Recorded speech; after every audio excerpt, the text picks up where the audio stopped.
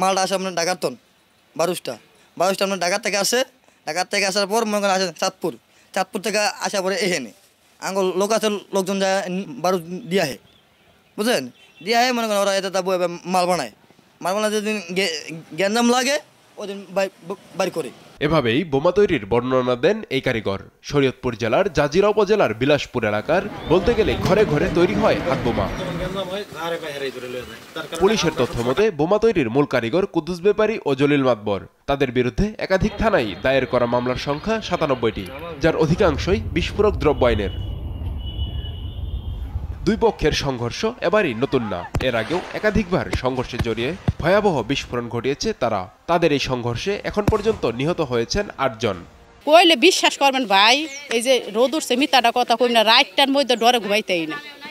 আমার ভাই মেরে গেছে, আমরা রাতে শান্তিতে বাইতে ঘুমাইম না, ডরে ঠেলা বাইতে ঘুমাইতেই না। যে 2 দিন পর মারামারি হনে একেলাঙ্গ ব্যবসায়ী মনে করেন একবারে শেষ। বিলাসপুর বাজার মনে করেন কোনো মানুষই আহে না।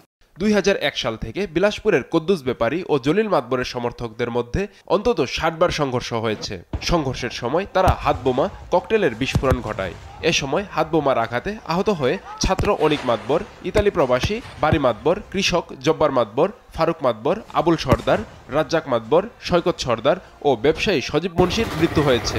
বোমের আঘাতে হাত, পা, কান ও চোখ হারিয়েছে শতাধিক মানুষ। বিলাল মাদের বোম মারছে, বোম মারার পরে আমার ছেলে পড়ে গেছে, পড়ার পরে ওই মাদরা ডালদা পিটাইছে, পিটার পরে নলদা পিটাইছে, পিটার পরে হে পর মনে করে নরে মাটির লগে ডুবাইছে। সবশেষ ৫ এপ্রিল সকালে ইউনিয়নের আহসানুল্লাহ মুন্সিকান্দি, দুর্বাডাঙ্গা ও বিলাসপুর এলাকায় হাতবোমা বিস্ফোরণ ঘটিয়ে সংঘর্ষে জড়ায় দুপক্ষের সমর্থকরা। এতে আহত হন অন্তত ১৬ জন। এ ঘটনায় ৯ জনকে আটক করেন আইন শৃঙ্খলা বাহিনী। আমরা ইন্টেলিজেন্স কালেক্ট করতেছি, তথ্যপত্র সংগ্রহ করে তারা কোত্থেকে কিভাবে কারা সংগ্রহ করছে সে ব্যাপারে আমাদের কাজ অব্যাহত আছে। আমরা তাদেরকে চিহ্নিত করে অবশ্যই আমাদের তাদের আইনের আওতায় নিয়ে আসবো। শরীয়তপুর, ঢাকা সহ বিভিন্ন থানায় কুদ্দুস ব্যাপারীর বিরুদ্ধে ৪৭টি ও জলিল মাতবরের বিরুদ্ধে ৫০টি বিস্ফোরক, মানব পাচার সহ বিভিন্ন মামলা রয়েছে বলে জানায় পুলিশ। এসব মামলায় গ্রেপ্তার হয়ে জেলা কারাগারে আছেন তারা। নিউজ ডেস্ক, দেশ টিভি।